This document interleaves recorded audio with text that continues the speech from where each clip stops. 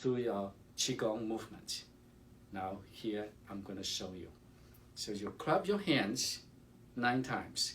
1, 2, 3, 4, 5, 6, 7, 8, 9. And then use your right hand to cup the elbow, this part, 9 times. 1, 2, 3, 4, 5, 6, 7, 8, 9. And do the right arm. 1, 2, 3, 4, 5, 6, 7, 8, 9. And then use your right hand to cup the arm peak of your left arm 9 times by putting your hand behind your head. 1, 2, 3, 4, 5, 6, 7, 8, 9. And do the right side. 1, 2, 3, 4, 5, 6, 7, 8, 9. And then repeat 8 more times. Total together 9 times. Make sure you cup, right? You don't use your flat palm to hit. That hurts.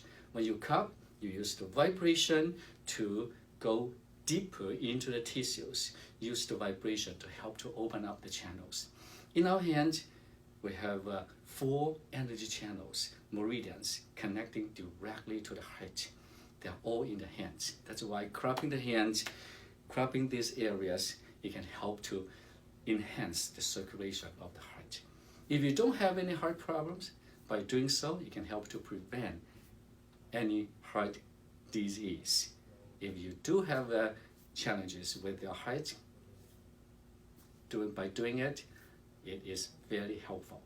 And just recently, I have one lady friend said, she has an irregular heartbeat by doing this movement for 7 days, 2 times a day, and that problem disappeared. The best time to do this movement is at noon, between 11 to 1 o'clock. Other than that, you can do it anytime. So enjoy it. If you like what I share with you, please share with your friends. And don't forget to give me a like. Looking so forward to seeing you until next time. Thank you so much.